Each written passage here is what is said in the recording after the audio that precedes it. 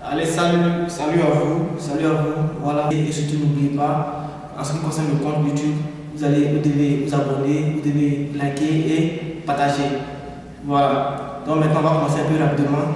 Bon, en commençant par le principe de l'hôpital. Donc, nous allons commencer par le principe de l'hôpital.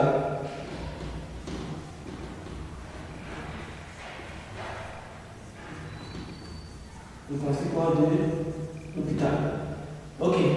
Donc, ce que je voulais vous dire, c'est quoi? C'est que le principe de l'hôpital concerne principalement les classes de la première, voilà, la classe de la première, de la terminale, voilà, et la première année aussi de l'université.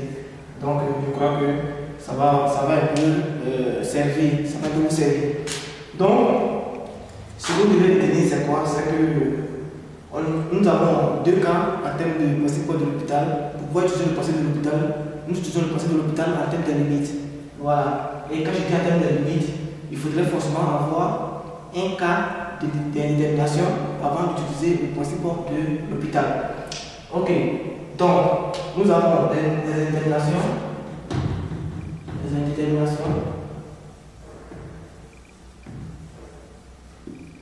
Nous avons le cas infini fois 0, aussi infini sur 0, et nous avons 0 sur 0, nous avons infini sur infini. Et voilà. Donc, nous, en termes de principe de l'hôpital, le principe de l'hôpital nous concerne seulement les transformations qui sont là. C'est deux indéterminations. Voilà. Donc, pour ces deux indéterminations, ça veut dire quoi? Ça veut dire que si par exemple, je considère une limite par exemple, je considère aussi deux fonctions, soit g de x et f de x, tel que le g de x et f de x doivent être forcément continu et dérivable sur l'intervalle que je peux donner comme ça, l'intervalle a, b. Voilà. G de x et f de x doivent être continu et dérivable sur l'intervalle a, b. Donc, si g de x est continu et dérivable sur l'intervalle a, b, si par exemple nous avons la limite lorsque x tend vers un point par exemple x0 de quoi? De g de x sur f de x, et que nous obtenons soit 0 sur 0, alors là, c'est un cas de détermination, c'est ce qui est là. Nous pouvons faire quoi? Nous pouvons utiliser maintenant la règle de l'hôpital. Ou si nous obtenons par exemple infini sur infini, voilà, je vais bien écrire ici. Si nous obtenons infini sur infini, nous pouvons utiliser aussi la règle de l'hôpital. Voilà, donc c'est un peu plus simple, donc j'espère que vous comprenez. Je vais essayer d'illustrer cela avec au moins un exemple que voilà, vous puissiez vous habituer et que vous puissiez mieux comprendre. Donc, nous allons commencer rapidement. Je vais prendre un exemple. Voilà, je vais prendre un exemple. Donc, le principe c'est un peu compliqué, je vais prendre un exemple. Donc, je prends l'exemple parce que la limite, lorsque x tend vers 0, par exemple,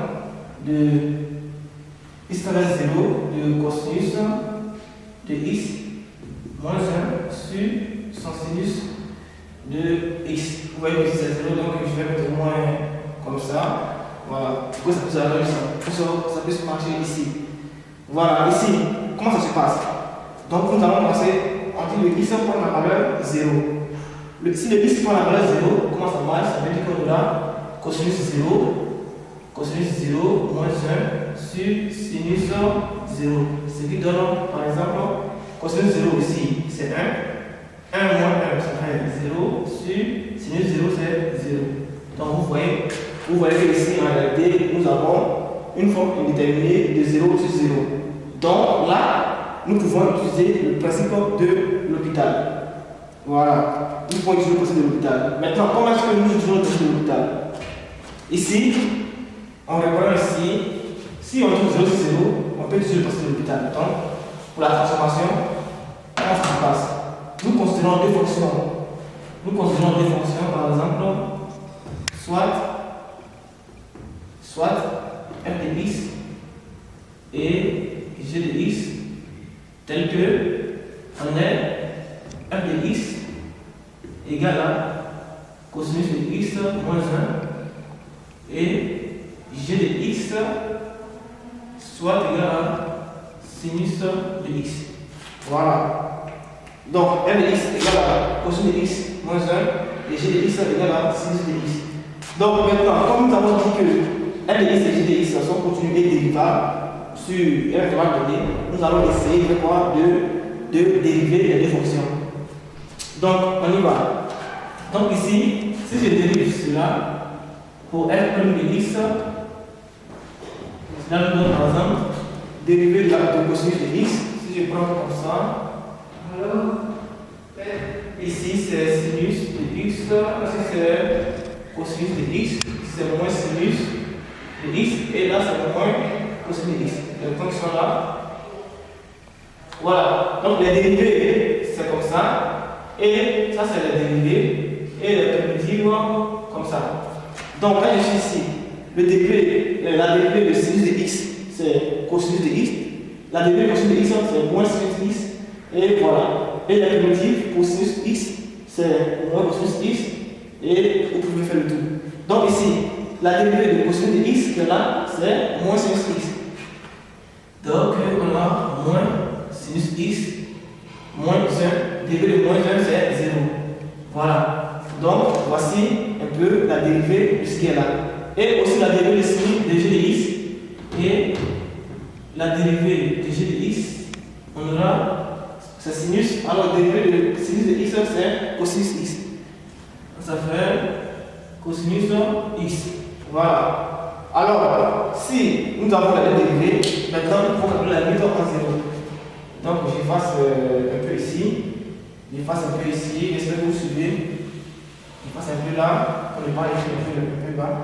Voilà, donc ça nous donne quoi? Ça nous donne limite lorsque x tend vers 0, comme ça, de f' de x sur g de x, qui nous donne la limite lorsque x tend vers 0 de moins sinus x sur cosinus x. Et ça donne limite lorsque x tend vers 0 de sinus x, sinus 0 c'est 0, 0 ici, sur cosinus x c'est 1. Voilà, 0 sur 1, ça donne 0. Voilà, directement, nous avons 0. Alors directement, nous pouvons conclure que notre limite qui est là, c'est-à-dire la limite lorsque x tend vers 0 de cosinus de x moins 1 sur sinus x donne 0. Voilà, donc ça peut faire ça. Donc ça c'est pour le principe de l'hôpital.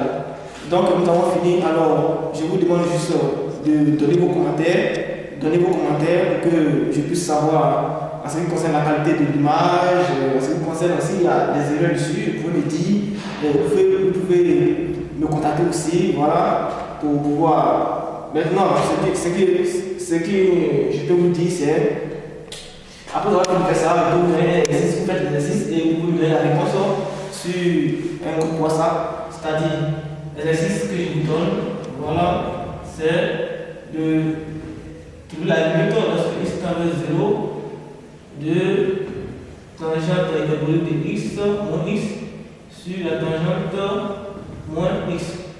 Voilà. Donc vous pouvez faire ça et vous envoyez la réponse sur mon compte WhatsApp plus 225 59 33 12 44. Voilà. Donc vous faites cela, vous m'envoyez la réponse là. Et ce que vous n'avez pas compris, je peux vous aider à faire ça. Donc, bye. Merci beaucoup.